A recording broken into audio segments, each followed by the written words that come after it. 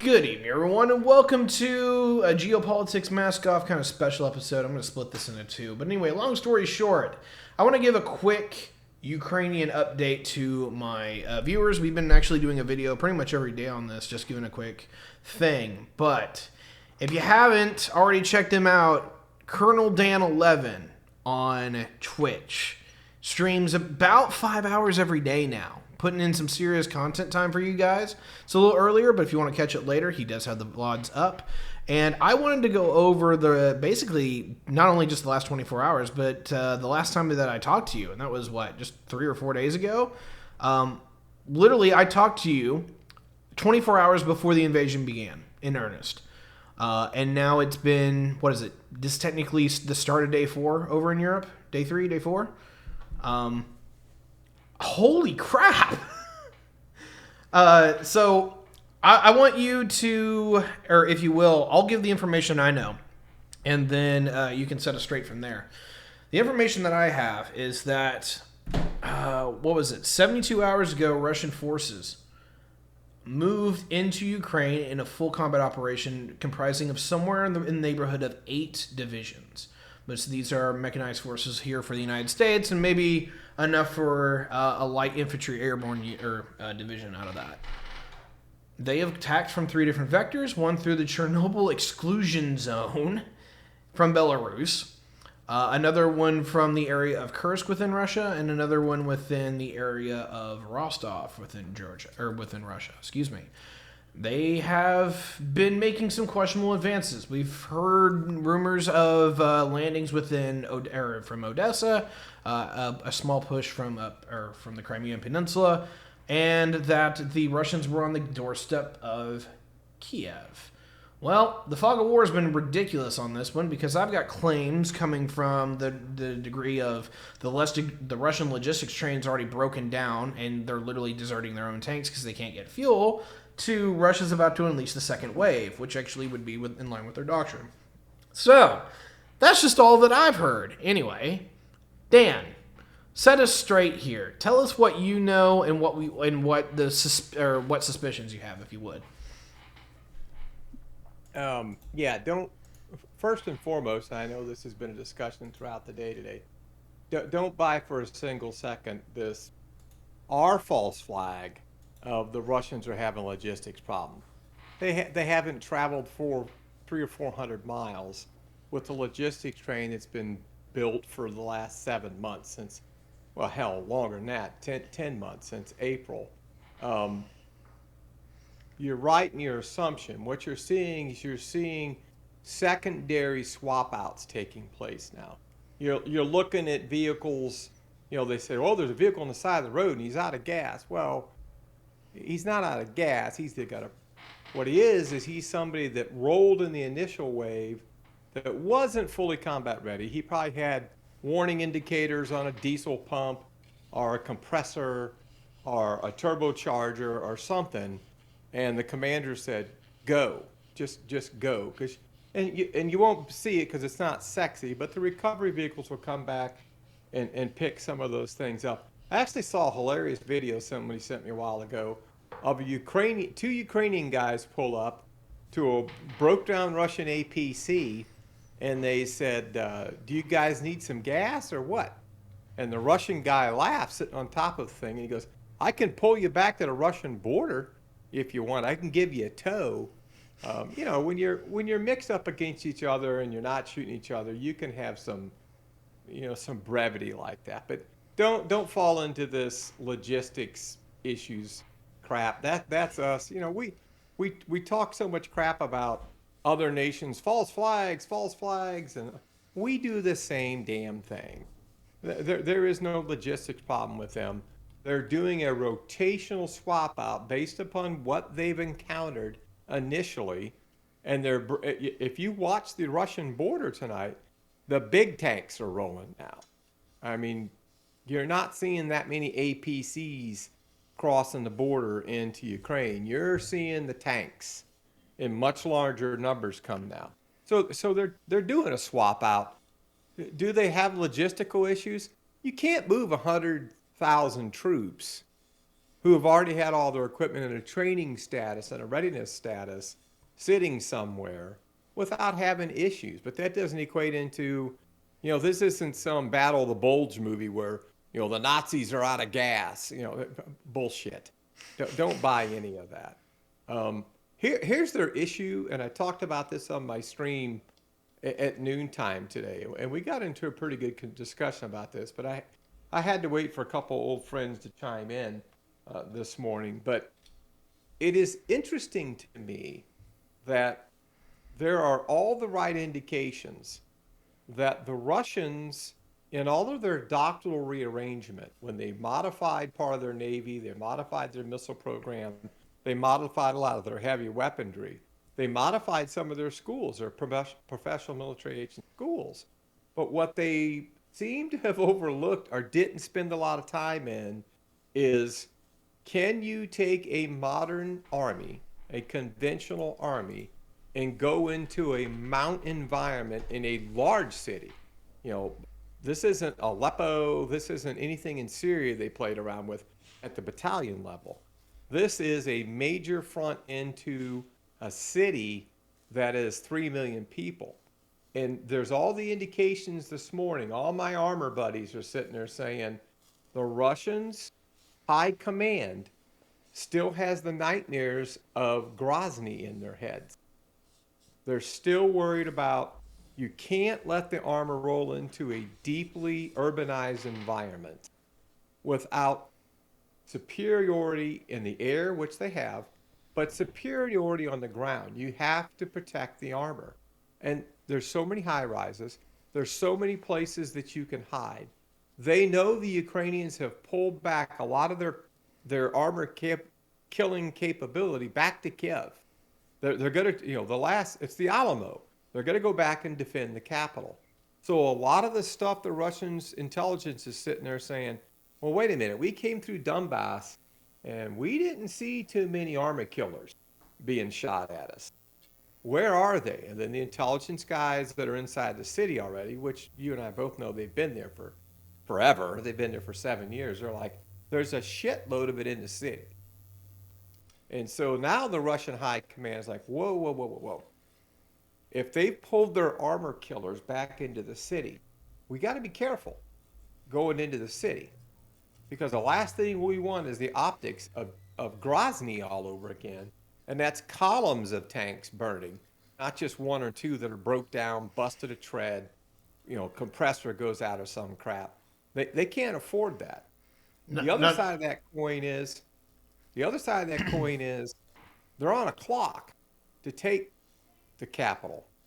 And I think there's a decision being made tonight to, if we can't delicately go into the city, send the troops in, send in the scouts, take them out of uniform, put them in clothing, let them run around the city and figure out where the opposition is, then we roll in hard.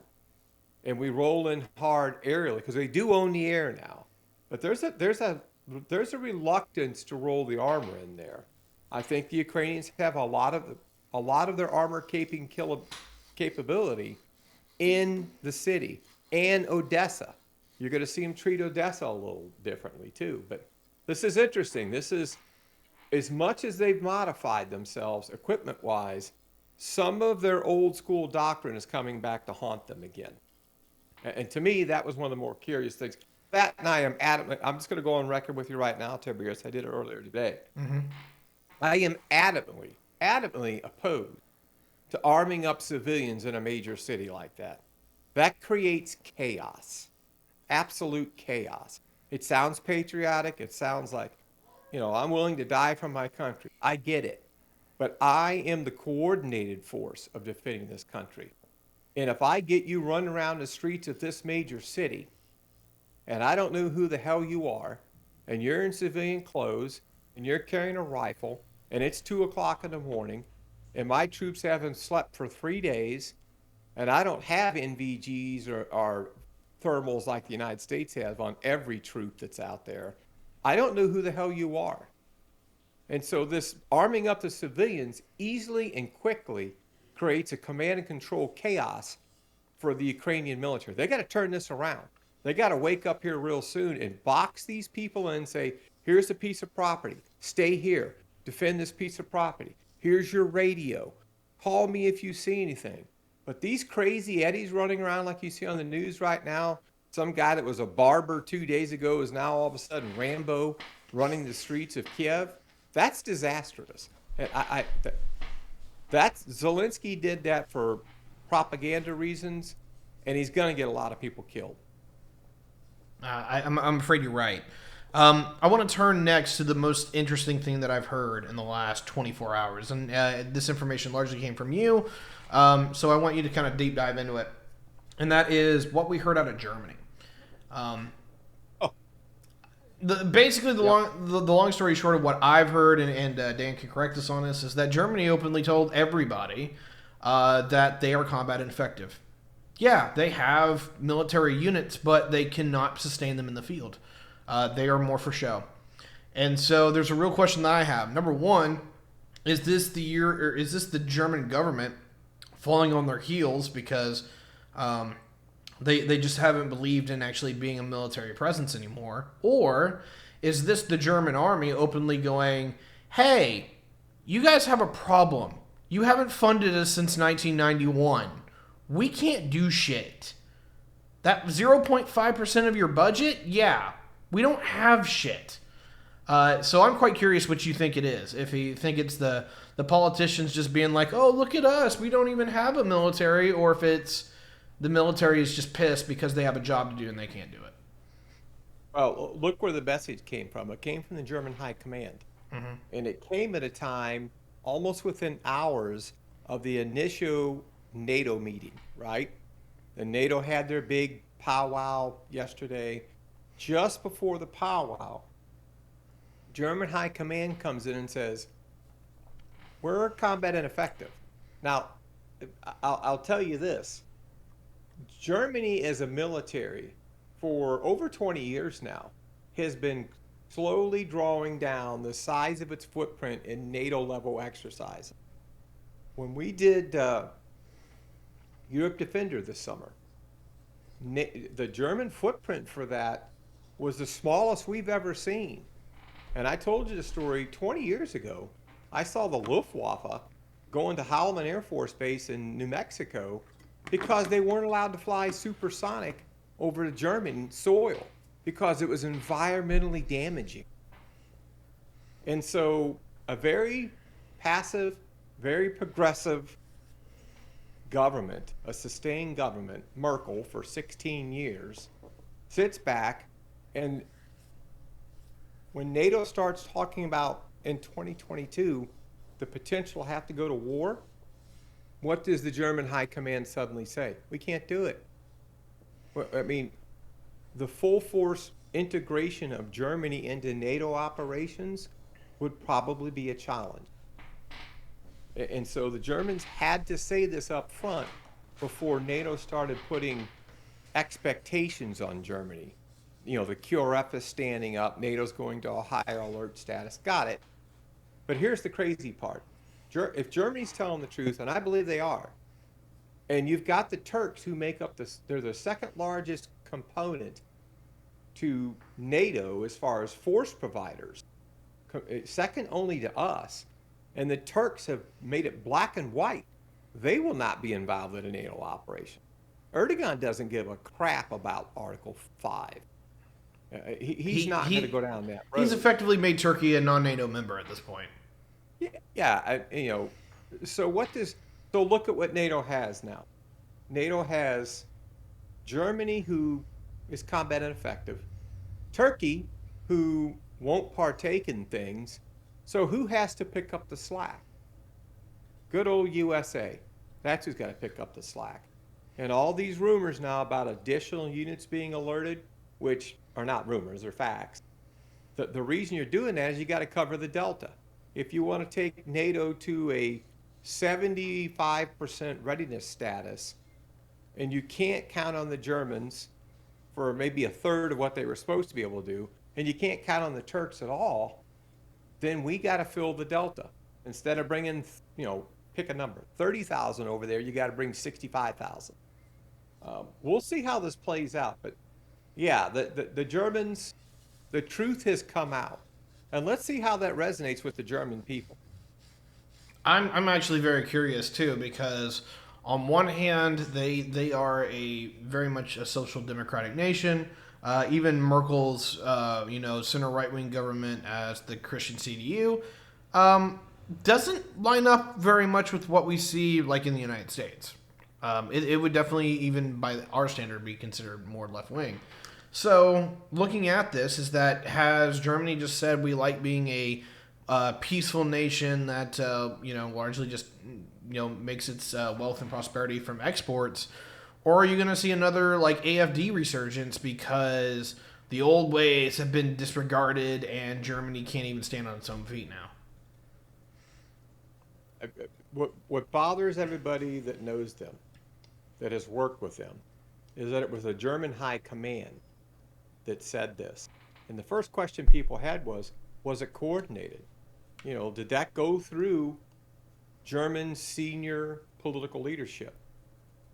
Or did German high command say, attention on deck, NATO, as if you didn't know it because we really haven't played that much in the NATO training exercises for the last 20 years? We're not who you think we are when it comes to rounding out NATO operations. Uh, that was, and nobody heard that more than Moscow. Nobody heard it more than them. Um, well, this is going to be interesting. I like to keep up with German politics where I can, so seeing where that goes, that's going to be fun. All right, so do you think that we're starting, or will tomorrow? Actually, like it's daytime, or the sun's just coming up in Ukraine right now. Do you think this is going to be the start of the second wave? Because usually by Oh, Red Army yeah, doctrine, this is when we would see the second wave. absolutely, positively. Um, what did they strike here in the last 3 hours? The primary gas lines that feed natural gas to the city of Kiev. That's what this huge, the CNN's on there and Fox and all the people wear hairspray and makeup. They're all saying huge explosions outside of Kiev. That's a gas pipeline. That's like a 36-inch line that got deliberately targeted because what does it mean? How much gas reserve do you have for the city? Are you 2 days away from everybody in the city being in a house that's at 38 degrees? I mean that was a major, the Russians. Well, we're not gonna target civilian infrastructure. You just did. You just took out the flow of natural gas to the city, and you're doing that because you're trying to loosen the city up. The whole fight is Yeah. about infrastructure, but we'll get into that later. Yeah, we were gonna have our friend Nate stop by and ask Carl some questions. Carl is a nuclear advocate for nuclear energy. We'll get into that when we talk about Chernobyl because I know he had a question or two that he wanted to trade between you two. But I know highlight. Go ahead. Twisted's a nuclear energy fanatic too. I understand. Yeah, which we haven't heard from He's Twisted yet. pretty Yeah, I savvy am. about nuclear power plants. So anyway, but before we get to Chernobyl, is there any other things that you think are in the highlight reel that the people who are going to be watching this, whether it's on stream right now or in the recording that's going to be about 12 hours later, so if anyone is watching the recording, everything that we're talking about probably is going to happen between now and the time that this goes live on YouTube. But what do you think the people should know that they haven't heard from probably mainstream news? Because I know there's a lot of fog of war information out there, and media is not doing its job right now at all. But you've seen the Russians be somewhat careful with taking the capital. They have to take it, or the entire thing is a strategic failure. But they've been a little more careful because they're worried about the status of their own forces. I think this issue of them determining that a lot of the anti-armor has fallen back on the city has made them stop and change plans a little bit. You'll see a different Russia when they finally make their move on Odessa. They're we talked about this on the stream today at noon, and talked to a guy tonight that's an expert on this. So we're going to talk about it again tomorrow at noon. But there's two really strong rumors out there that the Russians have got what we call Moab. They call them FOABs, father of all bombs. Go figure. And the speculation is if you use those, you're going to use them against strictly military targets. And the Ukrainians are dug in like ticks around Odessa. They anticipated that would be one of their major battlegrounds. Don't be shocked if you see the press just letting, some of these press people will probably fall on the floor and start crying if they see a Moab go off over Odessa. And I witnessed our Moab bombing during Desert Storm on Fija, the island just off the coast of Kuwait. And they detonated that thing at 8,000 feet, and it blew about 600 Iraqi troops out to sea. It leveled the entire surface of the island. And so don't be shocked if you see a much different tack towards Odessa than you see towards Kiev right now. Oh, and I was looking up the stats on the Moab and the Russian variant of FOAB, and the American Moab is about 11 tons of TNT equivalent. The Russian is 44, so it's 4 times bigger than ours. Jesus. Of course. We got a treaty against nuclear weapons, that's why so yeah, just make it as big as a nuclear weapon. Hi, Doghouse. Good to see you. Without the radiation. Yeah, it's yeah, but I we just thought delivered that was ours a in curious C-130. fact, They yeah. delivered theirs in a heavy bomber.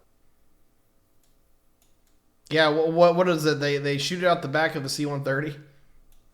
Yeah, ours did. We dropped ours during Desert Storm out of the back 130, and I was telling everybody on the stream today there must have been 60,000 signatures on that bomb. Everybody and their brother went by and rode on that thing before they loaded up the C-130. But I was about 40 miles away from that thing when it went off. And not only did the flash look like a nuclear flash, but the shock wave was like a nuclear shock wave. And so if the Russians use one of those for the first, who knows, 10, 15 minutes, the media will probably completely freak out and talk about A nuclear strike? Is that a nuclear weapon? Yeah, they'll freak out. They'll absolutely freak out. They've got to get onto the story that the Russians may use one. Two. Hell, the claim is they're getting 2 ready. So we'll see. But the storyline right now is the capital. The storyline right now is the Russians have to shift tactics to take the capital. Taking out the gas line that keeps everybody warm. That's a big move. Tomorrow morning when people wake up, they're patriotic, but it's 34 degrees in their apartments. There's a difference. Right. I had some questions from chat that I wanted to hit on you because some of these are pretty good. Number one, what do you think is going to happen to Zelensky? Did you say you were hitting on me? Yes. I'm not that woke, dude. No, that's not what I'm saying. I want to throw these questions at you. Number one is, what do you think is going to happen to Zelensky? Excuse me, I can't talk today. Well, it's pretty obvious he doesn't want to leave. A couple of days ago, we were talking about when push comes to shove, we're going to offer him a route out of there. We have the capability to do that. The Russians just want him out of there. We could easily backdoor talk to the Russians and say, we'll get him out of there. That's all you really want in the long run anyway. But he doesn't want to go. He doesn't want to go right now. I get it. But if he stays in the city, their propensity to find him is still pretty hard. That's a big-ass place. Looking for an individual in a city like that, you'll have to get some snitches to make that work. But taking the capital is one thing. Proving that you've decapitated the government is another. Especially if they do a government in exile. If they run over to Poland and set up a government in exile, and after the capital falls, he's either in Lviv, in western Ukraine, or he's actually out of country in Poland, let's say, You still get the ability for the UN to recognize the government in absentia. You still get the United States saying we recognize him, not whatever puppet they put in the capital of Ukraine. So he's around for a while, I think, unless they just get lucky and get him. I don't know if they want to kill him right now. Um, but I don't know how some of those teams that are running around inside the city, you better make sure they understand that too. Because those wolf pack teams that are running around, if they've got a mission put on them, they're going to try and pull that mission off. So I wouldn't be surprised if we're hearing out of him for quite some time. But I also wouldn't be shocked if nobody can, it becomes, where's Waldo? Where'd he go? Yeah, I'm quite curious how that's actually going to drop out. But it's like he wants to martyr himself. That's literally kind of how I'm looking at this personally.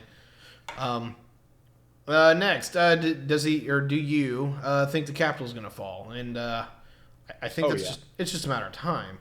Now, do you think they'll actually shell it like they did Grozny? Yeah, well, if they do to Kyiv what they did to Grozny, I think the outcry will be tremendous. Now, you can continue to push people out of the city.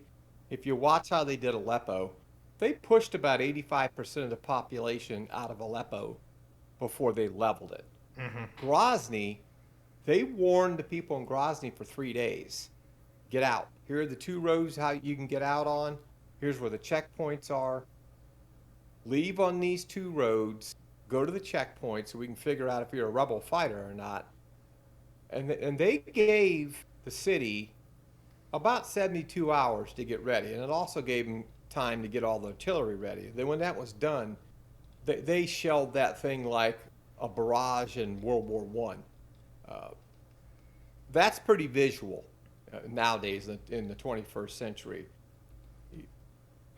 They've got a plan to take that city, and that plan was slow to unfold because they became hesitant because of this issue of armor. But they'll make the adjustment and go in there. They will take that city. Now, how much destruction comes in it, that's hard to tell right now. All right, fair enough. Next, and this one's pretty good. What is the NATO response going to be to this? Beef up, sit still, beef up. Like I said, we're the ones that have to cover the gap now. Instead of sending 7,000, we end up having to send. We got to make up for Germany's ineptness. We got to make up for the Turks not showing up. The Brits will cover some of the gap in all of this, but no, you're going to beef up. We're going to do exactly what we're doing right now. You're going to beef up your capabilities a little bit. NATO is not going to deliberately do anything, but I warn you, and I keep saying this, when you get ground units in contact distance, if the Russians have to come to Western Ukraine to, let's say they want to take Lviv, if you're going to take the country, you're going to have to take that city where everybody's working out of right now. Now, we'll move out of there as they start coming that way, sure, but the more forces you get on the ground in an AOR, and the closer they get together, the higher the propensity is for a mistake. And the scenario I drew today was, we're going to send another $300 million worth of gear to the Ukrainians. Biden announced that today. Well, you got to get it there. Can't fly it in. Airspace is closed. You got to get it there. You got to drive it in. You got to drive it in from Poland. You got to drive it in Romania. You got to get it in there. And in the process of getting in there with it, if something happens to it, and something happens to that movement, you've got to know a whole new scenario now. So we have to be very cognizant of mistakes. And we are. The United States is very good at avoiding that. Now, the rest of the people over there with us, that's the danger zone. To me, the Poles are the drunk brother-in-laws at the Christmas party. You just know at some point in time something's going to go wrong. I worry about close contact, sustained force operations. That it's hard to get around that. Okay, I definitely get that. So Follow-up question just on the side of that is, will the United States go a different direction than what NATO does? Well, I think the bigger question may be, how does, when this is all said and done, how has Europe changed? How has NATO changed? Because there will be a change to all this.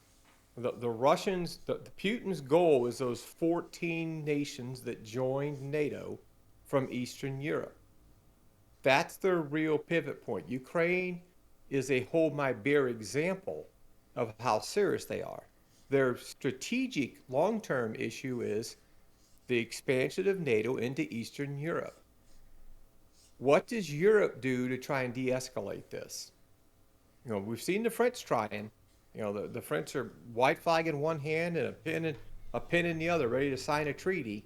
But the bigger question is, what does Europe look like? What does the NATO alliance look like when this is all said and done? Because I think that's a geopolitical. That's what the historians write about. Yeah, it is.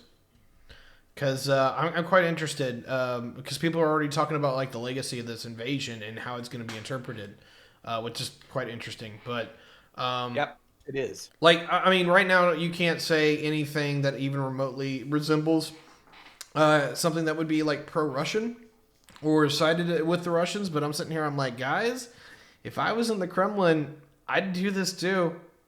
Like, Russia's pissed, and I can't blame them. I really can't. Not on this one. No, they can't accept the map as it currently sits, and we need to understand that. If we say, come hell or high water, NATO's never going to change, then turn around to your people and say, at some point we may go to war. Right. Because the Russians can't accept what they're looking at. Unless, basically, unless that they get brought into it, which apparently we missed that boat. Excuse me. Yep. Now, is there any way to change that, to turn that around, or is it long too late at that point? Well, when have you ever heard of a treaty that someone said there's no way in hell you'll ever modify it? First off, treaties are worthless to begin with. They're justifications in case you have to go to the world court. But if push comes to shove, if 6 months from now this thing is deteriorated so bad that there's a large Russian force on the borders of the Balkan states, then everybody's opinion of there's no way in hell you can change NATO becomes, wait a minute, maybe there's a different option here. Hell, the French are already looking for it. Right. How many years have the French talked about a NATO defense league that's not based upon a European defense league, not based upon a NATO model? We're going to get the European Enforcers Corps. It's going to be hilarious. Yeah. Let's see them pay for it. Right? Which was the big hang up every time. It's like, oh yeah, that sounds good. And then they see the dollar signs. The only people that the only people that actually are interested in that at that point is Renault or FN. How do you go convince a bunch of Teletubbies in all these parliaments shift 15% of their gross national product towards defense? You don't. And that's the point. This is why the United States made NATO in the first place. We pay for the defense. We got the security agreement. We kept Germany from rebuilding a military. And we kept a shitload of the former imperial powers on one team to oppose the last one. I mean, pretty meta. The only problem is we don't want to pay for it anymore. Yeah. And they don't want to pay for it from the beginning, so good luck. Right. What do you got, Carl? Sorry, before I echo. There we go. I was listening while I was preparing my dinner, and yeah, I can't disagree with anything except for, of course, I'm a bit of a lefty, so I'm going to reflexively criticize anything Trump says, and this whole talk about defunding NATO. It's kind of like, you've got a mass transit system, a train, or like a commuter train, And as your ridership falls, you're like, what am I getting out of this? What am I paying for? And then you cut the taxes and cut the funding of the train, and so the train runs less often, and it's worthless then, and no one pays for the train. If we're the biggest beneficiaries of NATO, if we don't pay for it, and it's not there when we need it, then we're really not going to pay for it, and it's gone. And so this is like the idea of defunding NATO via America. It's freaking ACAB for the right. It's freaking defund the police for the right. Well, and I'll tell you, and you and I will probably agree to one point on this. You cannot believe how much money we make when these nations are brought into the NATO umbrella. These 14 nations made our MIC, our military industrial complex, a shitload of money. Now, these guys can't afford what it costs to convert their militaries to meet NATO standards. So if you go look at the paper trails of the NATO agreements, and I was involved in one with the Czech Republic, we give them our money, they buy our shit. So you come to the company store and you have to buy you're not going to buy equipment from Japan or Russia or China. You're going to buy our equipment. So you get to be a member of NATO. We're going to loan you the money, and you're going to buy our shit with that money. Like I said, it's like the old company stores after the Civil War. And so the NATO conversion process in Eastern Europe, to me, was based upon the greed of things like, Davos, that little clandestine group of World Economic Forum people that meet all over the place. There was a lot of money made converting these countries. A lot of money made. The problem is, what do they bring to the table? If we've ever got to defend ourselves and we have to depend on Lithuania or Latvia, what? What do they bring to the table? I mean, I don't know if you forgot, old man, but I fought alongside a bunch of NATO troops. But hey, remember boots on the ground. I wasn't a fucking officer. My ears are blown. Holy shit. Yeah, no shit. Okay, so Was that General LeMay? that was General LeMay.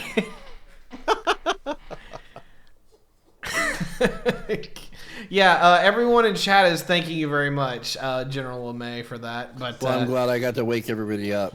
good job. Anyway,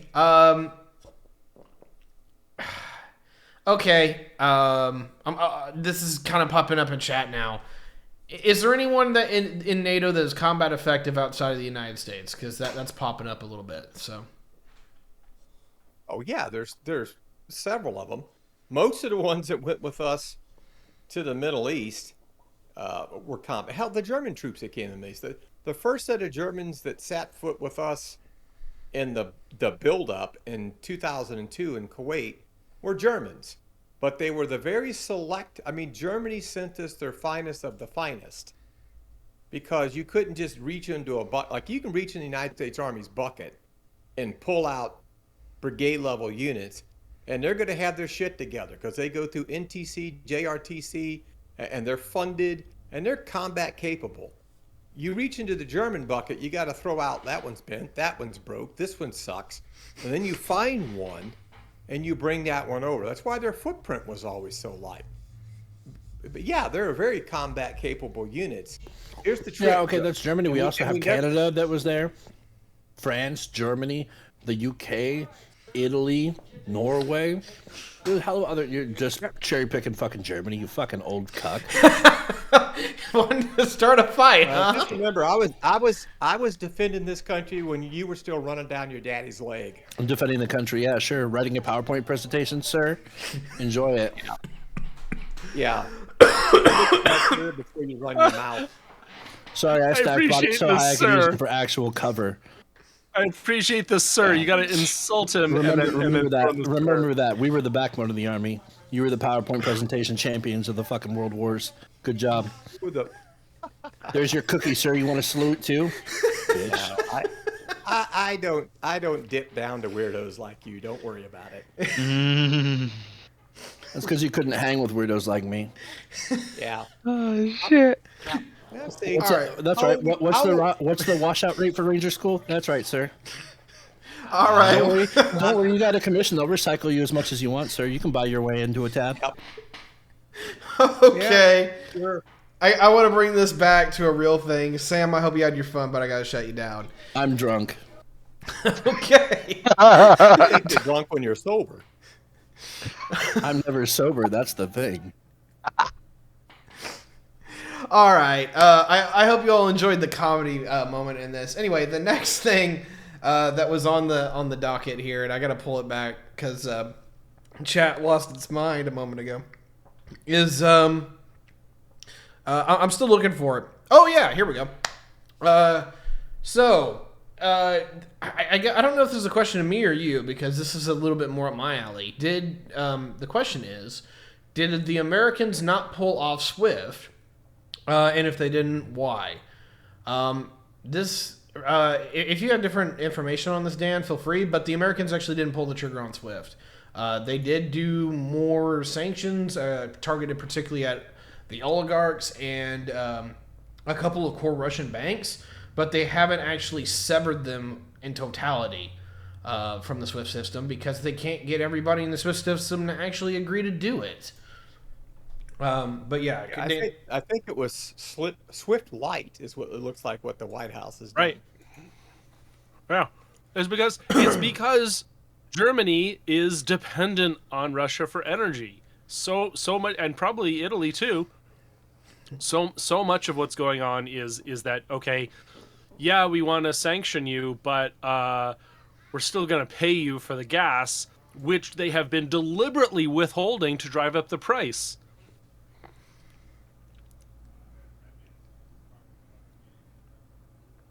Yeah, we're buying 500,000 barrels of oil a day from the Russians. So we're giving them $50 million a day on the current market of $100 a barrel. So I'm not sure how bad we're really hurting them, but the sound bites sound good. Well, anymore, I don't trust Washington to actually roll out any kind of sanctions passage, let alone economic doctrine that proves to be effective. No, I don't know. We'll see how the Russians react to it. If we've actually done something with SWIFT that can hurt them, we'll hear out of them on this. There's no doubt about it. If they turn off the oil and gas pipelines to Europe, I guess you have your message, because they can do to Europe what they're going to do to the Ukrainian capital tonight, and it's just turn this shit off. And that's why America has free reign to use Predator drones if the American people weren't too bitch to just do it. Oh, I forgot. America doesn't want to use Predator drones right now because the people in Russia aren't fucking brown. If they were brown, Joint Chiefs would be all about it. Oh my God! You're based leftism, based No, I'm mad. I'm mad. Okay, like the fucking liberals and the Republicans right now are too bitch to do what needs to be fucking done. They've had their fucking hands up their fucking asses. Germany's got their fucking hands tied. Italy's just, well, Italy, so they're a pussy ass bitch. France is, well, also a pussy ass bitch. Most of Europe has their hands tied behind their back because of SWIFT, because of energy fucking resources not being allotted to them. An American can sit there and fucking handle this shit right now, but everybody's too bitch to do what needs to be done. Pussies. Actually, this is popping up as a real question. It's not if the United States should get involved. What would the United States getting involved actually look like if we did? So fighting in Ukraine for NATO would be like a good thing, right? But like at the same time, we're fighting somebody else's war. We're assisting them, right? So we're not directly. We don't need a declaration of war. We don't need all that shit, right? If we were to go pop off in Russia proper, right, on their soil, right, president can make an act of war that has to be then justified by the government. I don't remember the time frame, but who gives a fuck? Like, he can initiate acts of war. Cannot declare war, but he can initiate acts of war. Remember that talk, Tiberius. However, I don't know if the government, if Congress can, fucking pull their fucking testicles out of whatever locker they put them in and fucking, grab their balls, bring them into the fucking floor and justify it. Because, if we were to be okay with a preemptive invasion of Iraq based off of, non-actual facts, we should be able to fucking actually stand up like we did to Iraq in the name of Kuwait, right? Kuwait asked us for help, and we fucking carpet bombed Iraq for 30 fucking days. Heard some great music. You know, it was great. Watched some great footage, fun.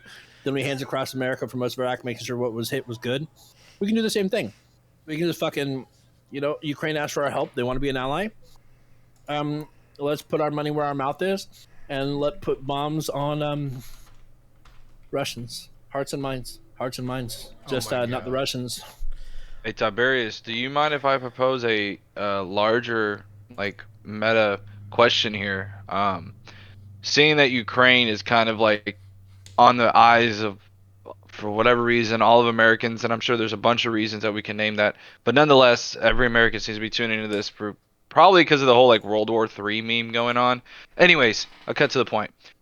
Do you think that this is going to play into the midterms, since the midterms are already going on, and with the Ukraine stuff going on, how do you think that's going to affect the midterms? Because it's going on right now. I can just simply knock that one easily across the field and say, of course, this is going to be a midterm issue. Like there is no way the Republican Party is not going to just call Joe Biden like a weak president that let another nation get invaded, even if they didn't. They were going to do the same fucking thing.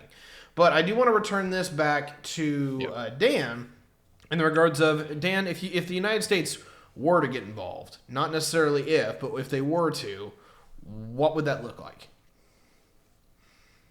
Well, the Ukrainians sent swarm boats against 3 Russian missile frigates in the Black Sea in the last 24 hours. The Russian side of the story that they're bitching about is that the overhead imagery from the UAVs was being provided by us. So their statement is that we guided this swarm boat attempt against 2 of their missile frigates.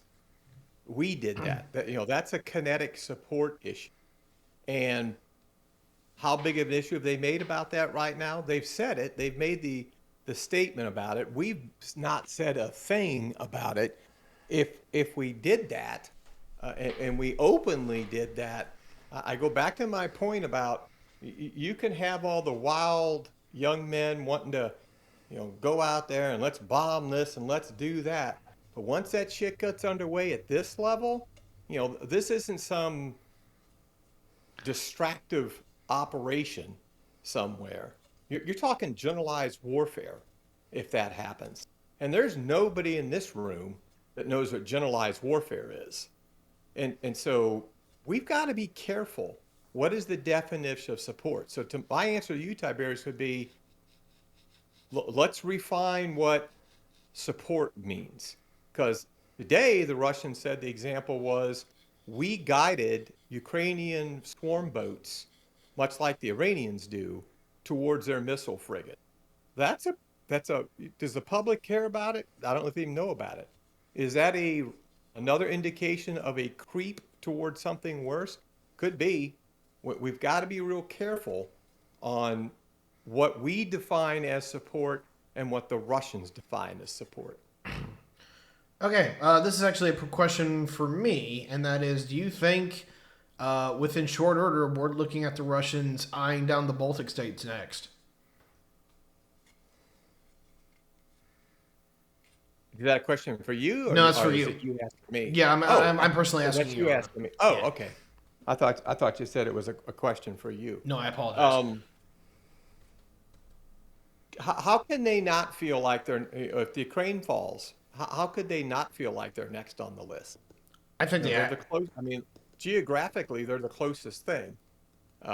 Poland, but Poland's kind of a bridge too far right now. That's a big hunk to try and bite off after wherever it happens with Ukraine. But yeah, I mean, the Baltic states, they got to feel like, hey, we're the furthest ones out here. We're out here on the tip of the island. I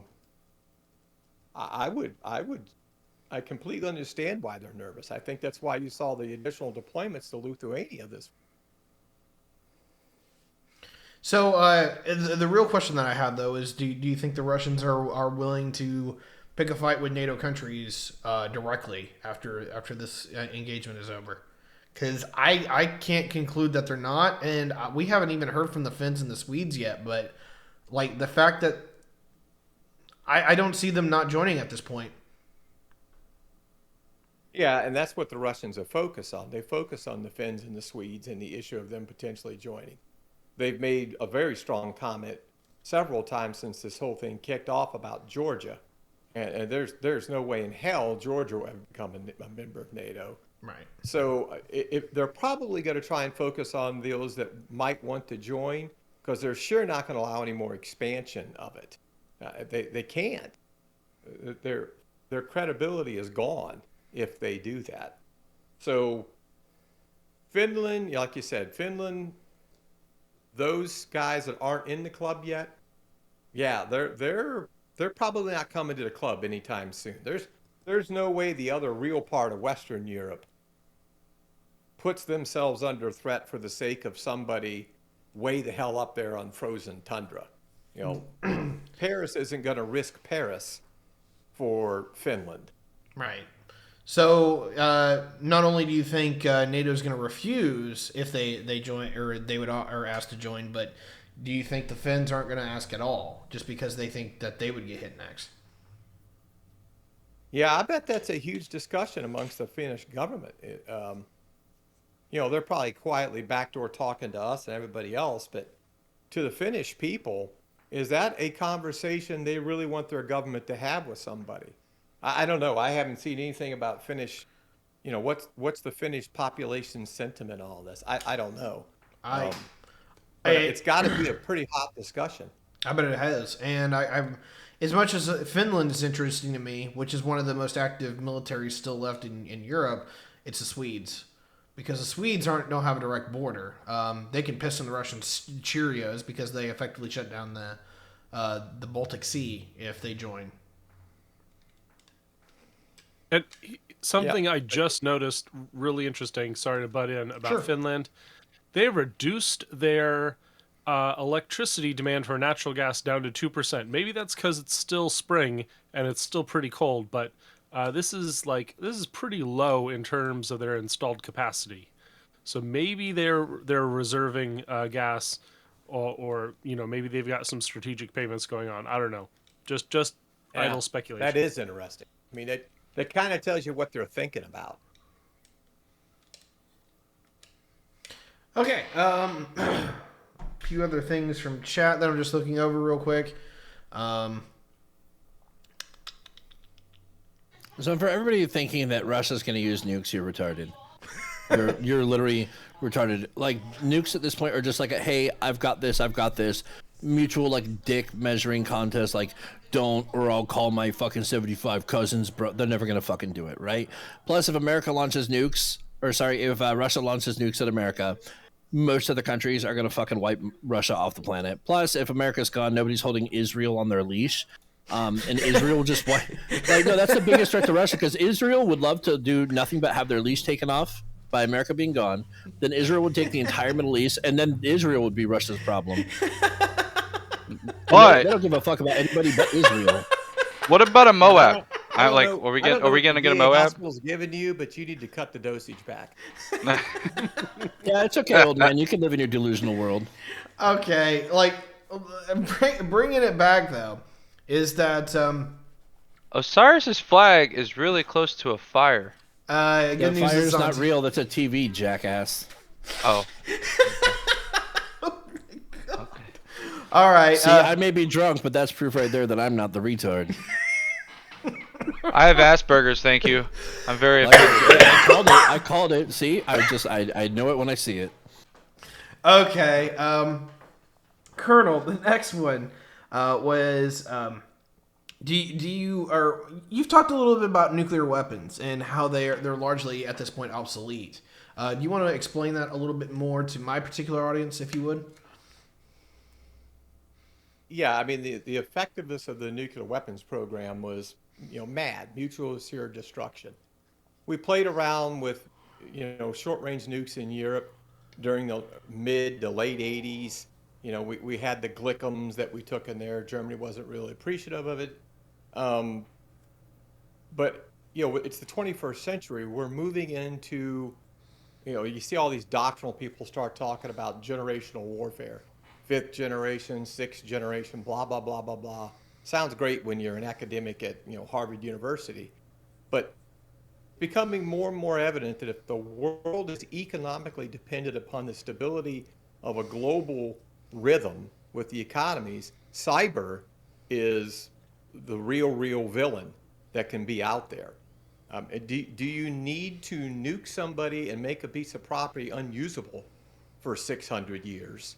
Or do you bring your enemies to their knees before you even know that you did it to them? I mean, we have to be thinking we can't rely on the crossbow when somebody else is inventing the cannon.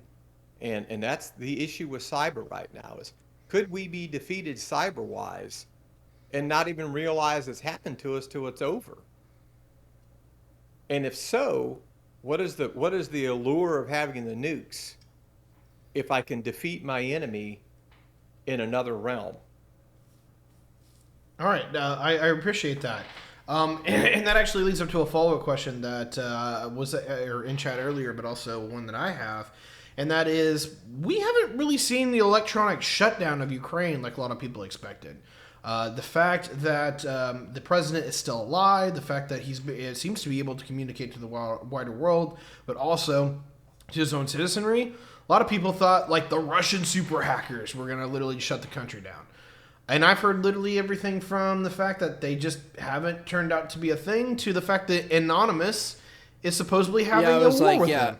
I was about to say, because the actual super hackers of the world started fucking with the Russian super hackers.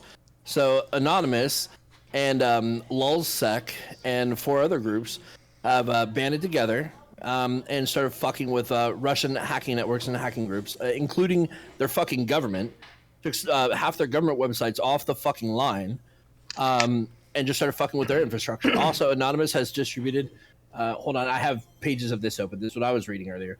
Anonymous has redistributed and translated a bunch of manuals for improvised ammunition, improvised explosives, improvised gas and chemical biological weapons you can make out of household goods, and all these other manuals that you can get from different militaries, translated into Ukrainian, or whatever fucking weirdo, crazy old people language they speak, and distributed over there for them.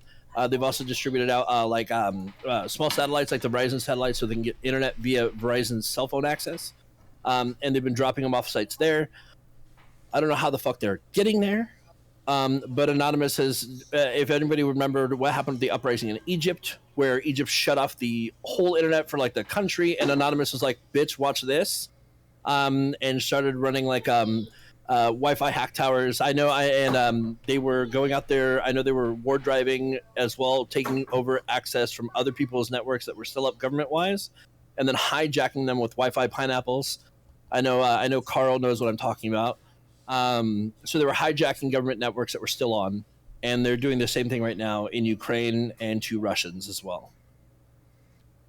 Dan, have you heard anything about the cyber operations from the more military side? It's almost a persona non grata conversation right now. But what's interesting to me is it's communications.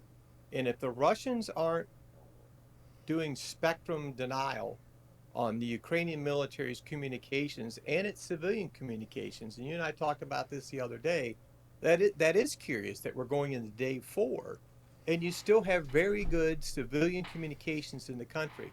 Now, if I want to collect on what you're doing, and I realize that a lot of your units out there in the field are just using open network, some of these people are on their damn regular old cell phones, then I may want to leave that network open so I can figure out what you're doing. The other side of that coin is you have to keep the people running west, because Putin's real weapon right now is this weaponization of mass migration to the west. Nobody on the other side of the Ukrainian border wants to be babysitters for 5 million people. Nobody. 2015 proved to you that Europe may dance the Teletubby dance, but they don't like it when people show up that they have to take care of. It almost crippled several of their governments. It almost changed the government in Germany. And so if you want to keep the people moving and keep them spooked, then you may need to leave their communications capabilities open. You may need to allow them to keep sending pictures to each other of a Russian tank outside grandma's house. because that makes people say, okay, I'm hauling my ass. I'm getting on the train, I'm hauling ass to the west now. But the communications part of it, Tiberius, I think is interesting. I don't know if it'll stay up. There might come a point in time where the Russians don't want it to stay up. If you remember, our second aid package to the Ukrainians last spring was a very complex communications network, our military communications network. And so we were trying to prepare the Russian or the Ukrainian high command to be able to continue to communicate. So that you're right. It's a weird thing right now that we haven't seen the things that most people were predicting were going to happen. And the one I hone in on is the communication. They're still allowing everybody in the country to talk to each other. And I find that interesting. So, and Well, to follow also up there's on videos that, of the front line where they weren't even using newer technology. There's multiple videos from the front line now where they're using old hardwired radios in the trenches on the front line so that their communications cannot be fucked with, hacked, or like brought into. They're literally having old, like, if you remember the old cable dogs, they're having people run cables like half a mile in a trench on repeaters, running old, like, hardwired communications from one end to the other so that Russia can't fuck with them. Like, the new technology, fuck that. Like, the Ukrainians are just like, fuck this. This is like the Soviet era broken ass technology, and they're utilizing it to fuck with the Soviets in the first place. Yeah, and it's kind of funny. literally we fuck didn't with them. send them enough to outfit their entire military. We probably only sent them enough for high command. Other than that, everybody else out in the field, they're wiring D batteries into a fucking prick radio somewhere. But yeah, I don't know. They're not chasing the spectrum like I think a lot of people expected them to. Well, when I saw the package, right, weren't they given like the high command or whatever? Weren't they given like the PSC-5, like the Spitfire satcoms, or were they given like stuff like Singars and Embitters? No, I didn't see the nomenclature of it. What I saw was the depiction of basically a bunch of experts, Pentagon experts, saying that we need to provide them with the ability for high command and control to be able to communicate without the Russians disrupting it. Yeah, I think so that's really what. sure I think what meant. we gave them was PSV Spitfires because they're running off of the American Satcom network, which requires our handshake, the ComSec, rather than Singars, which you can locally hack. If I remember, I don't remember everything they got, but I'm pretty sure I know they got Spitfires, but I don't know what else they got. A lot of people, not the plane, Spitfire, the radio, not the stupid plane. The poor bastards over in Donbass, they didn't get any of it. They didn't get shit. Yeah. A lot of people are kind of curious as to what exactly you're talking about, Sam. So if you want to provide any details. The ANPSC-5, it's a satellite radio that we use in the military. Singars is what we have in our vehicles, and Embitters runs off the Singars like a piggyback, where it's it's like a little radio we could carry on our bodies. It had like me, I had my antenna whipping through the back of my body armor. It's a shortwave VHF UHF radio. And then you had, those would require you to be in like proximity to like OE254 antennas or repeaters or these big whip antennas on the Humvees. Whereas a PSC Spitfire was a satellite radio with a large electromagnetic antenna, like one of those fat, weird, wonky antennas, and just talks via satellite like a cell phone on a secured network, rather than a shortwave broadcast radio. All right, thank you very much. Looking back through my chat, I apologize. I was trying to keep this one bookmark and I lost it. Okay, here's one interesting one. If Russia gets 500 tanks to Kiev tonight, is it over for Ukraine? Which, interesting that it's 500, but yeah. If you can get the armor into the city's in trouble, but you better be able to defend that armor. Oh, so this is something that I actually have from a pretty reputable source. I'm quite curious to hear if you have heard the same thing, and that is one of the things that one of the things about the Russians that has been quite interesting is the claim that a lot of their forces are reluctant to dismount from their BMPs, so that whenever they need to actually do combined arms, or more particularly, they need infantry cover for their armor. A lot of them there's been quite a few claims that I'm getting that the Russians are not wanting to jump out of their armored vehicles. Yeah, I don't. That's on them. That sounds like a Russia problem. That would be unusual to me because these are. Look at the units we're talking about. They're talking about some of their frontline units. I can tell you, back in the old Korea days, the very first thing we wanted is we wanted out of the 113. Well, pull over, let me out. You know, it Tanks was are our a coffin theory. generally. So are APCs. Yeah, I don't want this to turn into a sarcophagus.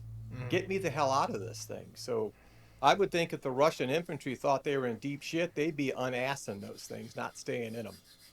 Interesting. So there's another thing that a lot of people are forgetting. This is like, I'm going to bring up some more like Iraq, Afghanistan shit, right? It is very hard to be an invading force on a country. Like, so the first day, what happened with the first day between Russia and Ukraine fucked Russia up, right? Ukraine got a fucking ego boost. Ukraine got a massive ego boost. When you have headlines of like some grandma telling these Russian soldiers just to take these sunflower seeds in their pocket so when they die, flowers can grow. Like when you have 13 dudes on an island saying, "Hey, Russian warship, go fuck yourself," knowing they're gonna die. When you have like these like fucking farmers with fucking AKs dropping Spetsnaz units and capturing them, when you have entire mechanized battalions surrendering, dude, that is a massive. Russia, the optics of Russian forces day one shows that like Russia fell the fuck off when it comes to military supremacy. Now that gave Ukraine a big ego boost, right? So they have more of a thing. You have married couples handing out weapons to people that don't have any training to go defend their country. They have something they believe in, and this is very fucking hard. When you're an invading force on a country that has a mission to fucking just stand up for independence or whatever, it doesn't matter what you roll in. America rolled into Iraq and Afghanistan, right? With the might of the American fucking military. And like, for example, look at Fallujah. We're the United States military. How many times did we have to retake Fallujah? How many fucking times did we get our fucking ass handed to us in Ramadi? In Baghdad? Okay? When you're an invading force, unless you have the fucking knowledge, the willpower, the fucking your troops have to have the intestinal fucking fortitude to defend the shit that you put there, you're gonna lose it. Especially when the defending force has such a drive to just fuck you up, you are going to lose it. And right now, Russians, they don't know what the fuck they're doing. If you look at the footage of the Russians in Ukraine, half of them didn't even know they were at a fucking war and they were getting captured. Half of them thought they were going to a fucking training exercise, captured. You know, they're lost. They're running out of fucking fuel. They're fucking breaking down. They're refusing to get out of their shit. And you have a fucking defending force that are like, fuck all of you. We hate all of you. We're going to kill all of you. We're not going to treat our prisoners nice. And your grandma's a whore. And like, you know, like you have Ukraine out here. Such fucking balls. Such fucking intestinal fucking fortitude with the Ukrainians. And the Russian forces that are there currently are just like fucking pussies. Okay? They're weak as fuck. These are not the Russians you see in your James Bond films. Okay, these are fucking scared kids and retards. Okay? You know, not much of a difference. But like but the thing is, like, so it's going to be hard for these troops that are there now. Like, cool, get 500 tanks to Kiev. Good. What's their plan of action when they get there? Sit in their tanks and fucking have like some housewife throw Molotovs out the fucking second story balcony and kill you all in your tank where you can't get out because you're all now burning up and the ammunition's going off inside the fucking metal box that you're in? No. Like, what's their plan? Because from what we've seen now, they don't have a plan. They're going to sit inside there. They're going to be scared. They're not going to dismount. They're not going to have a defensive position. They're going to sit there in tanks and do what? Wait for some, like, you know, wait for fucking a come to Jesus moment to happen. You're seeing Ukrainians now. They'll have 500 tanks. You're going to see a bunch of Ukrainian grandmas go up there and be like, bitch, I'm going to fucking slap you. Your mom should be ashamed. Like, this is why your mother doesn't love you, right? You're going to have these Ukrainian grandmas put like these whole tank battalions to fucking shame. They're not doing shit. They're not defending. They're not being on an offense. Driving fast is not like a fucking offense. Cool. You hit a bunch of tanks in Belarus and drove in a straight line into Kiev. What is your plan now? Nothing? Because what we've seen so far is nothing. Russians have fell the fuck off. Fuck them all. All right. So, real question here for Dan is, there was parts of that probably had a point. Do you want to dissect any of that? Oh, agree or disagree in any of that? Buddy of mine years ago, Sergeant Major Franco from 5th Group, when they were leaving Afghanistan as the Russians were retreating, um, Franco told a story about a guy that was infamous back there. You can read about the guy. He was called the Lion, and he was the hero of Afghanistan during the Soviet invasion of Afghanistan.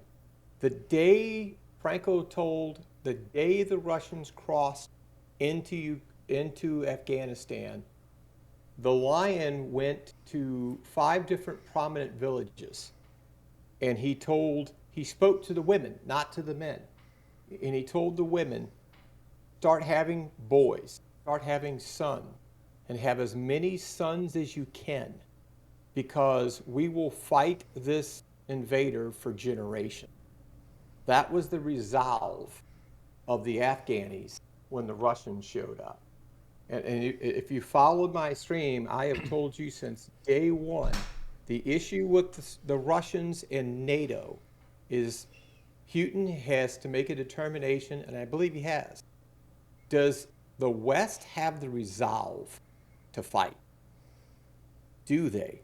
Have we painted a picture of ourselves that we're so divided, so polarized, so full of hatred for each other, even inside our own nation, that the resolve to say, okay, U.S. moms and dads, send 50,000. We're not talking casualty numbers.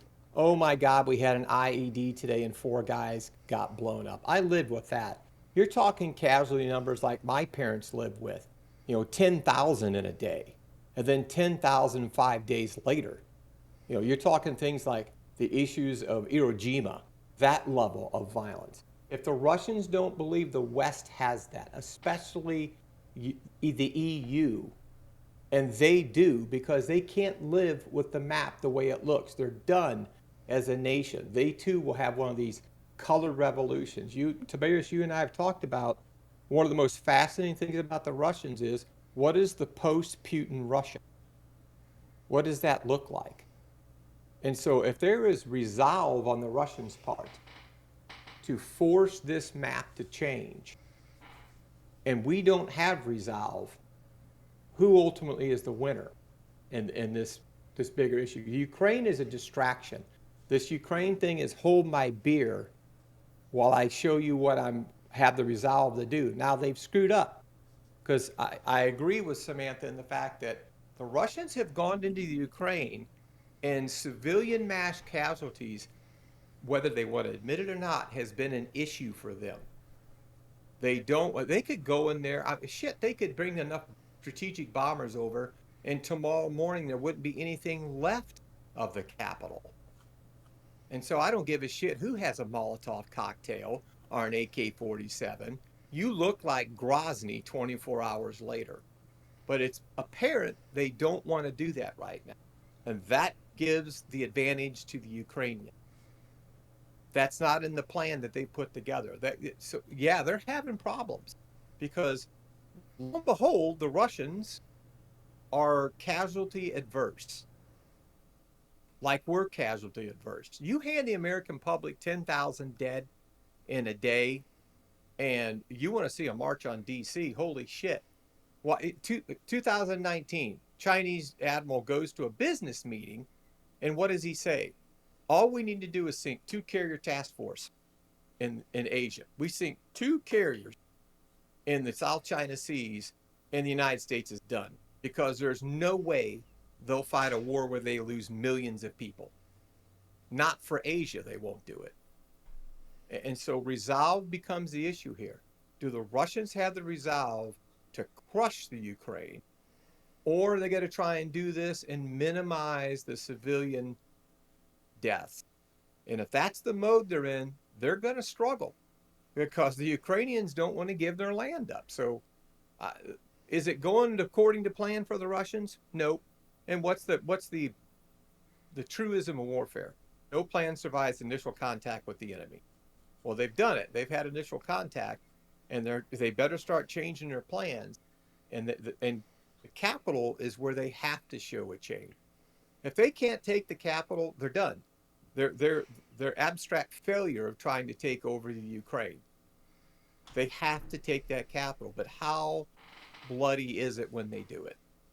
What are they willing to do? So you think that's going to be the event of this week? Is that Kiev's going to fall, but if it falls in the beginning of the week, it'll be probably a lot more. I don't know how do I want to put this. It'll probably be a lot more methodical. But if it falls in the later part of the week, it means the city's probably been leveled. Yeah, if they go hardcore, they'll take it and take it heartbeat. But then, what's the optic of doing? I mean, just think about it. I mean, Aleppo. There were battles in Aleppo for a year after the city fell to the Syrian military. They fought for a year inside that city. You know, are we going to sit around and in October of this year watch door to door, Call of Duty type bullshit going on in Kyiv because it's nothing but unconventional guerrilla warfare now in their capital, and some government in exile is recognized by the rest of the world sitting over in Poland or London or somewhere. So how do the Russians not let this drag out? The only thing I think is spooky is I got a really good friend who is absolutely convinced that the Russians are willing to drag this out. They're willing to let it turn into that. We assume they don't want to do that, but is that assumption correct? It would definitely if they're casualty adverse. They got a problem. It would actually make more sense to me that they drag it out because the more refugees they can get, the more that will flood into Central Europe. That puts a lot of pressure on NATO. Like I do believe that when you said that the other day, that seems like the real master plan here is that we're actually going to get a far more slow rolling invasion, and that the entire purpose of this is not actually to flip the Ukrainian government. That's a bonus. It's to flood Europe with as many refugees as possible. Yeah, it's the weaponization of mass migration. They figured it out with Syria in the civil war of Syria. Now they're going to use it in the Ukraine. Yeah, that's going to be interesting. Because actually, that was the one question I still had left on the list here. Have we seen anything that is looking like a refugee train yet? Where we're seeing. Oh God, Poland's bitching. They got 100,000 people that are trying to enter Poland right now. There's a 27-hour bumper to bumper line going into Moldova. Mm-hmm. Well, there's no gas stations on the border of Moldova. So when all those cars run out of gas, where are they? They're sitting in the middle of the highway. That's where they are. Yeah, I mean they're well over 150,000 people have already gone west, and that's a drop in the bucket to what could happen to them. If Europe's worried about anything, they're worried about having to deal with that. And what is the response that Europe's going to have to that? Because they didn't handle the last refugee crisis well, and have they changed doctrine at all? Well, Poland's not going to hold all these people. They can't. Right. So if the Polish government says, "Hey, I'm glad you made it to Poland. Keep walking. The German border's that way." And then Germany sits there and goes, "Whoa, wait a minute, Poland, what are you doing? You're sending we're going to set up this United Nations white tent city for you in Poland." And the Poles are like, "You kiss my ass. You're going to take some of these people in Germany. And the French, you're going to take some. We're going to distribute this wealth." They screwed this up in 2015 with 100,000 people. How bad can they screw it up with 5 million? I don't even want to know. Yeah. Remember that time that 40 U.S. service members held off 300 Russian mercenaries fighting on the behalf of the Syrian loyalists? Killed over 200 of them without a single U.S. casualty or wound. The club back then. Oh, that was good. Russia doesn't stand a chance. Russia's forces fell the fuck off. Russia's mercenaries fell the fuck off. It'd be so fun. Okay, so actually, this was a question for you, Sam, and this is real. Did the Ukrainians actually stand a chance here? Ukrainians by themselves or with the aid that has just been handed to them earlier today? Oh, they're going to be fine. All right. Ukraine will remain Ukraine. What do you think, Dan? The only way the Russians off-ramp total victory in Ukraine is if they come to this discussion of a treaty of neutrality, if they go to Israel and they sit down for this treaty they're quietly talking about, and they get into a treaty of neutrality, in other words, they sign another worthless document, kind of like the Minsk agreement, that says we will never agree to join anything. We will stay neutral in Europe. They'll become this giant Switzerland sitting there in Europe. And that's if the Russians will take it. I don't think the Russians can take it. The Russians get fucked. China pulled support for Russia. China just literally put they cut Russia off from financing. China, of all people, said fuck you, because China didn't want to be held accountable for appearing like they're backing the Ukraine invasion. So China, India, and the UAE, they cut them off from financing and 30% of oil, gas. China's giving up and all this. They cut them off from two of their minor banks. I trust Moscow before I trust Beijing. I know where the hell Beijing's trying to go. They're going to honor their oil and gas contracts with the Russians for another 18 months. They've already said that. So they're paying the Russians, $1 billion a month for the next 18 months. So when Beijing opens its mouth, I don't have fear. No, most of the Chinese public banks limited financing to purchase raw materials from Russia. Yeah, but that's not the part of their system that they purchase Russian gas and oil from. It's like what Biden just did. We're going to sanction, but we're leaving. No, Biden's a cuck. We left a loophole in our sanction that allows Europe and us to continue to buy Russian oil and gas. Chinese just did the same thing. They mimicked what we just did. Okay, we just did what you did, and so I don't equate that to pulling their support. No, you have string pullers. You have other string pullers. The fucking Rothschild family. I hate them. No. Stop. No, this is not like a joke or a meme.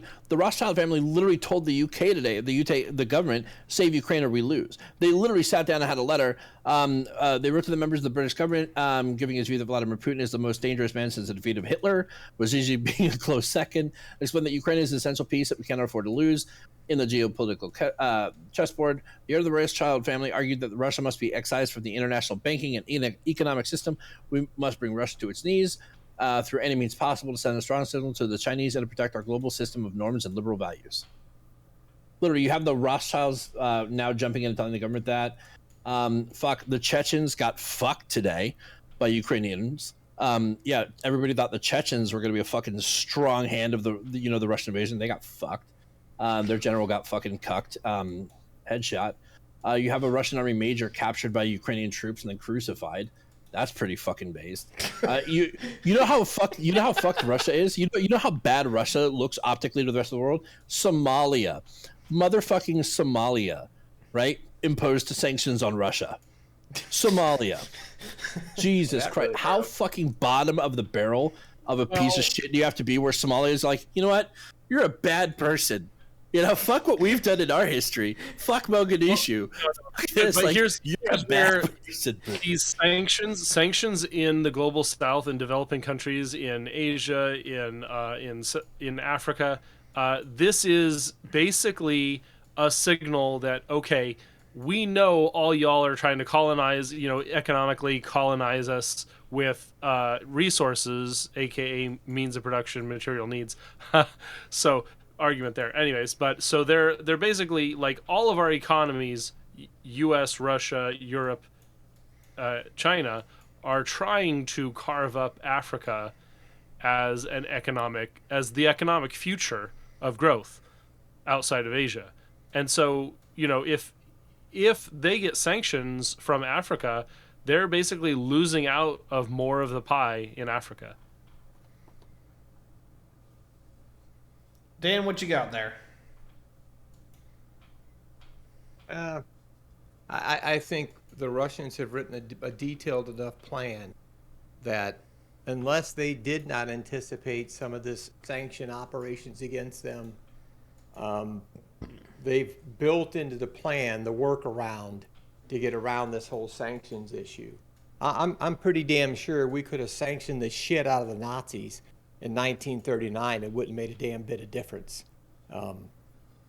So I don't know. I don't want to try and win a war on sanctions. And I don't want our adversaries to think that if they try and push us into a war, we're going to throw a bunch of paper from Wall Street at them to punish them for what they're doing. I don't know that really works. I know for the people that don't want to have kinetic warfare, it may sound like a logical answer, but at some point in time, you get past that. Neville Chamberlain came home and said, "Peace in our time. Look, I've got this piece of paper." It didn't mean shit. World War II happened anyway. So I don't know. I don't put a lot of stock in the sanction story. Everybody's got their loopholes in it all that. Europe's got their SWIFT loopholes. We've got our loopholes. Everybody gets a loophole, and through those loopholes, the Russians still make money.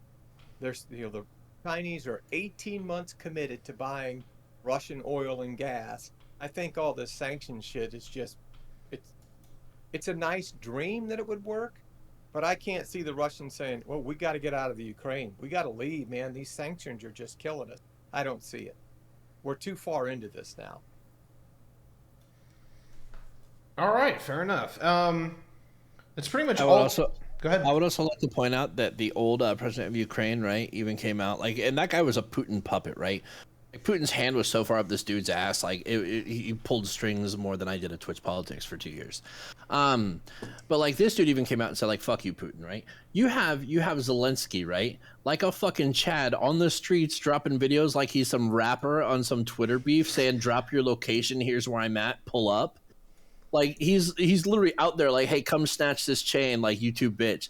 Well, Putin's hiding in some fucking Kremlin office that is with his fucking 25-foot ceilings and gilded fucking curtain rods, okay? What a fucking pussy-ass bitch. Like, the best way to settle this... No, shut the fuck up. No, okay, no. This is such weak shit, right? Like, this should... No, this is like lead by example, right? This is some Jocko Willing shit. What is fucking Putin doing? And what is his troops seeing of their leader's actions, right? What is Zelensky? This is what I'm saying about the optics war, right? With the people having a drive and a motivation.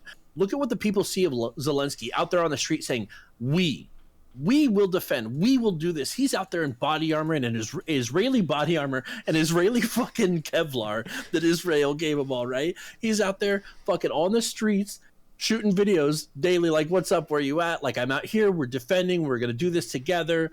The country, our weapons, we're strong. We're going to win." Putin's like having these little talks in his fucking big old fucking palace like some bitch-ass cuck fucking pussy, right? Some Donald Trump 5-time draft dodging cuck bullshit, right? This fucker, like, he left the KGB and he got fucking soft. Teddy bear ass fucking Putin, right? And you got Zelensky out here being a fucking Chad. This is bad for the Russians because, look, the morale of the Russian troops, look at what their leader's doing. Like, we were always taught in the military, like, as an NCO, don't make your Joes do shit you're not going to fucking be willing to do, right? Lead by example. Zelensky, the way he is leading people and leading his country and showing and always putting out some, it doesn't matter if it's an Instagram video, a fucking TikTok, a Vine, who cares, right? An interview. He's always outside with people, with his countrymen. He's not hiding in a fucking palace. He's not hiding behind a fucking battalion of fucking bodyguards. He's out there. Like, what's good? Pull up. You got this. And then Putin's like, "Hey, yeah, let's go meet in Belarus." Oh yeah, like Zelensky's dumb enough to be like, "Yeah, Putin, I'll meet you in Belarus," and go missing like all your fucking political opposition for the past 20 years, like a fucking Clinton casualty. He's gonna fucking disappear. If Zelensky really wants to like stick it to Putin, I say that he wears like those long pants, like military pants, goes shirtless and rides a horse through the mountains and says, "Fuck you, Putin." He doesn't even have to do that. He's already made Putin look like a bitch. Dude, that 23-year-old named Vlad on Snake Island that said, "Hey, Russian warship, go you fuck yourself," already made Putin's like a warship. Knowing he was going to die, and he's like, "Yo, suck my dick." This dude, this guy named Vlad had like a fucking BMW M5 rolling sideways through fucking Ukrainian streets in Kiev, like on drift videos, listening to some fucking hardcore shit.